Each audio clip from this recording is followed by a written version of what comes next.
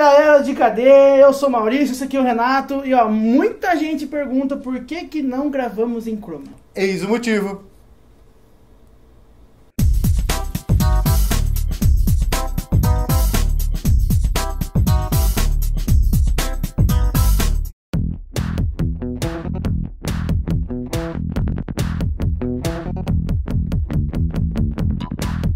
Antes de mais nada, nós temos que deixar claro que não é questão da gente gostar ou não gostar de usar Chroma Key, tá? É um outro problema, porque não é tão simples. É um problema assim. muito maior, inclusive, né? Não é tão simples fazer um Chroma Key. Inclusive, né, Maurício, esse aqui foi o programa mais difícil, mais trabalhoso, tivemos que regravar. Foi motivo, inclusive, de a gente não ter gravado, não ter colocado vídeo semana passada, porque deu trabalho para baralho. Né? Vocês já vão entender já.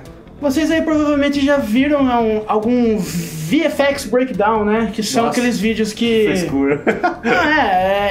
São aqueles vídeos que mostram os bastidores...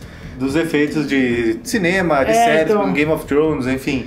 E cara, aquilo ali, ele usa a mesma tecnologia do Chroma Key, tá? Que a gente tá falando aqui, mas não é só isso, Exatamente. Isso é uma das coisas. Porque eles precisam criar um cenário virtual, então precisa o fundo ser colorido, chão, a parede, os objetos. Eles têm marcações de profundidade, né? Sim, porque a câmera mexe, o cenário tem que mudar também. Se do jeito que é feito, por exemplo, na MTV, era feito na MTV ou do que a gente tá fazendo aqui, se a câmera mexer, o fundo não mexe, então parece que as pessoas estão andando, né? Então, além do Chroma, tem também questões de tracking, tem questões de profundidade, tem questões de artística mesmo, porque você vai ter que juntar cenário com cenário, vai ter que colorir, enfim, é uma infinidade. É muito mais trabalhoso, é lógico que a gente não tá falando desse tipo de Chroma Key, porque a gente nunca faria isso pro de cadeia, inclusive a gente não recomenda para pequenas produções, porque fica inviável. Fica caro pra caramba. Fica mais caro do que você fazer uma externa, alugar um local, um lugar legal, tudo.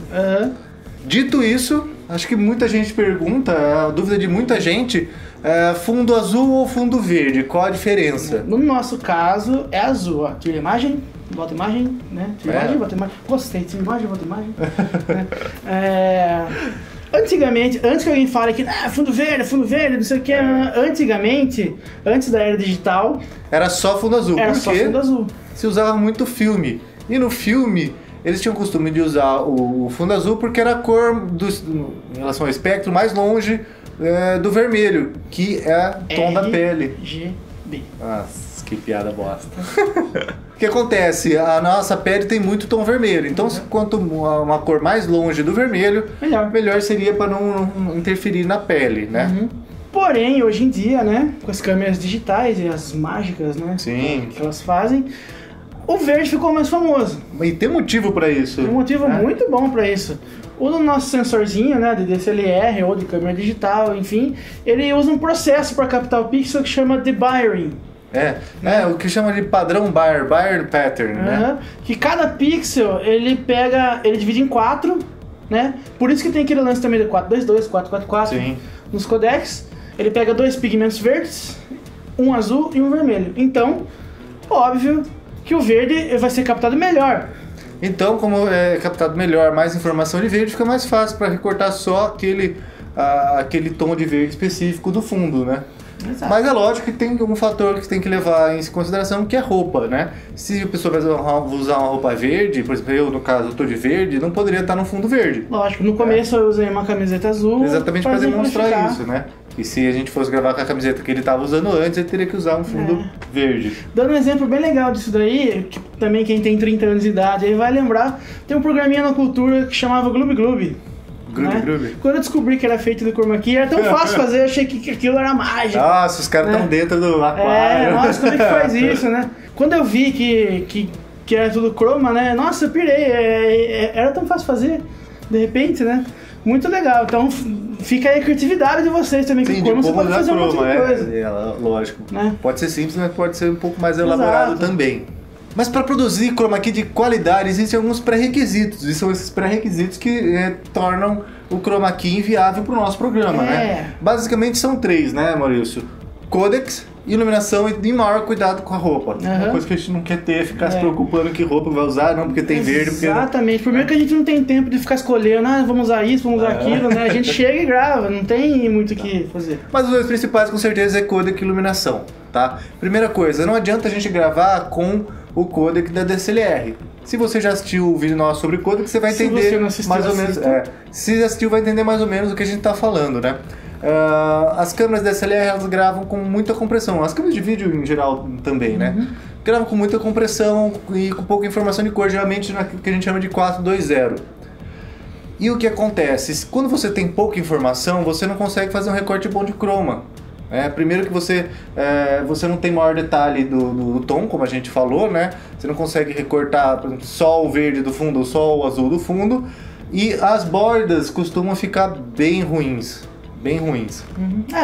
Por exemplo, o vídeo do YouTube, que usa o chroma. Né? Você vê que dá pra ver que é chroma, que a pessoa tá, inclusive, meio colorida, né? Isso quer dizer que é muito ruim? Não quer dizer que é muito ruim. Na verdade, eu e o Renato, a gente é muito chato. Em relação a isso, a gente não prefere não usar, prefere não ter. E a iluminação, porque não adianta só ter iluminação na gente, como muitas vezes nosso programa tem uma iluminação na gente, ou uma luz só no fundo pra ficar branco. São iluminações fáceis e rápidas da gente fazer. Com o chroma key não tem isso. Não dá. Porque você tem que iluminar muito bem, a iluminação tem que estar muito homogênea. Então a gente está aqui num estúdio, nós temos, acredito que 4 luzes formando uma fonte de luz grande na gente. E no fundo a gente tem aqui umas 6, 7 lâmpadas, além do back aqui, mas 6, 7 lâmpadas para iluminar o fundo para tentar deixar ele o mais homogêneo possível. Enfim, vocês vão ter que ter muita iluminação. Muita iluminação. Lógico que dificulta. Por quê? Se ainda esse estúdio fosse só nosso, né, Maurício? A gente botava lá e não mexia mais. Mas a gente teria que toda vez que for gravar o programa, refazer a iluminação e... Vai o quê? 2 horas só pra fazer isso? No mínimo, né? No mínimo 2 horas. E 2 horas é o tempo que a gente demora pra gravar o programa, né? Às vezes até menos, né? Ainda sobre o codec, é legal falar que a gente tá gravando com uma DSLR, tá? Sim. A imagem tá vindo de uma DSLR, mas... não estamos gravando nela. Exato, a gente tá usando a saída dela, né? A saída da HDMI, indo para um gravador. Que no caso, nosso caso, é um computador com uma placa de captura Matrox. Né? E que ela grava em 1080p, Full HD e tudo mais, 10 bits. 10 bits, 422. Sim. Existem aqueles gravadores compactos, são muito mais interessantes. Aí uma dica, se alguém quer realmente investir em chroma key, tem que realmente comprar um desses gravadores. Vale a pena, demais. Vale a pena. Agora, demais. se você for fazer só vídeo do YouTube também, não precisa. Precisa, tá? Tipo assim, se você for fazer um filme, se for fazer um curta, for usar alguma coisa assim, aí sim, é necessário. Mas se você for só falar, que nem nós dois aqui, não é tão necessário. Outra coisa que a gente acabou não falando de iluminação, vou retomar aqui, é que não adianta também só iluminar, só deixar claro. Né? Não. A não ser que você vai fazer uma coisa que nem MTV, que a imagem não tinha nada a ver com nada com a pessoa que estava lá, você vai ter que tomar maior cuidado para iluminar a pessoa também, né? Exatamente. Vamos supor, botamos um pôr do sol aqui de contra. A iluminação não vai ter nada a ver, a gente tá na frente de uma foto, não na frente do pôr do sol, né? Então tem esse fator também, precisa tomar mais cuidado, ver a questão de coloração. Bom, a gente falou muito de coisa... desvantagens, ruim, né, do mas chroma. Nem só de porcaria. Porque ele tem 2 coisas muito boas, né? A primeira é que você não precisa ficar esquentando a cabeça com um cenário de fundo. Sim. Você pode pôr qualquer coisa, desde imagem aleatória até, sei lá, espaço, né? Enfim. E a outra vantagem, que é a que eu julgo mais interessante, é que você pode gravar em qualquer lugar. Exato. Até, sei lá, um cômodo pequeno na sua casa, às vezes até no banheiro. O áudio vai ficar uma bosta, mas... Mas a gente tá falando do chroma. Do chroma. Você não precisa de um espaço grande, você pode usar um espaço pequeno, né? Um cômodo pequeno. Ok, vai precisar iluminar bem, mas o espaço vai ser pequeno, então você não vai precisar alugar estúdio. E nem de um monte de luz que a gente tá usando aqui. Sim, isso é uma coisa legal pra falar, que a gente recomenda o fundo verde. A gente tá usando azul, mas a gente recomenda o fundo verde. Por quê? Como a gente falou, no verde fica melhor. No digital também precisa de menos iluminação, você precisa tomar menos cuidado com a homogeneidade da iluminação do fundo. Bonita, né? Bom, além dessa vantagem, que eu acho outra vantagem que você pode gravar lá no seu quartinho e tal, de vlog, né? Que você realmente não precisa ter toda essa tela em chroma, né? Se você for gravar sozinho, eu vou dar um pulo pra fora. Você não precisa dessa área toda com chroma, né? Com fundo verde ou fundo azul. Pode ser só aqui a área onde você tá, no caso eu, né? E o resto você recorta, faz uma máscara. Mas aqui a gente precisa do fundo inteiro. Exatamente. Além de tudo isso, né? O chroma, ele pode ser de várias coisas. Ele pode ser uma tinta na sua parede. Ele pode ser um pano ou pode ser até um rebatedor. Um minutinho só.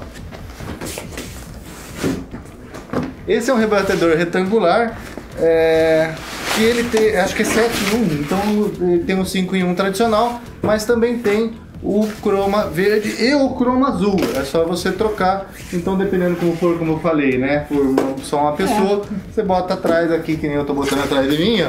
E pronto, recorta. Funciona. Funciona. E a vantagem de ser portátil. Agora, uma coisa legal de se falar, se for comprar... Agora, uma coisa legal de se falar, se for investir num pano ou tinta, que não é só ir lá e comprar tinta verde, né? Não. Tem que ser o verde croma. E, inclusive, o ideal são as marcas que fazem isso, tipo a Rosco. Tem lata de tinta pra croma aqui, né? E não é... Não é absurdo Não o é tão preço, caro, é um investimento legal. Se você vai trabalhar com isso, se você vai deixar seu quarto pra fazer isso, é até interessante deixar uma parede pintada. Sim. Não sai caro, é fácil de aplicar e funciona, que é uma beleza. Não esquecendo de falar que quanto mais longe você ficar do seu chroma, melhor. Porque já falamos aqui, um fundo não é apenas um fundo, é também uma fonte de luz. Se você ilumina, você vai rebater luz azul no objeto, no caso, nós dois, e né? aí Então, a gente vai acabar com aquelas transparências aqui. Assim. Aquelas bordinhas horrível. Bom, se você gostou do nosso vídeo de chroma, né? O tradicional joinha. Se você não gostou, você pode dar o tradicional joinha também, né? Sempre tem um ou dois que dá, tô ligado. Eu acho que é os mesmos carinhos que ficam na plata. Então. Mas normal, faz parte. Não gostou, tem que dar o joinha. A gente quer saber também, né? Assim a gente tem uma ideia do que vocês gostam ou não. Compartilhem esse vídeo, se inscrevam no canal, curtam a página no Facebook. A gente tem Twitter e o cafécomrender.com. Ouçam o nosso podcast, tá legal pra caramba. Por favor. A gente quer que vocês ouçam, comenta lá na página, a gente quer a opinião de vocês também. Isso aí. Até a próxima e tchau.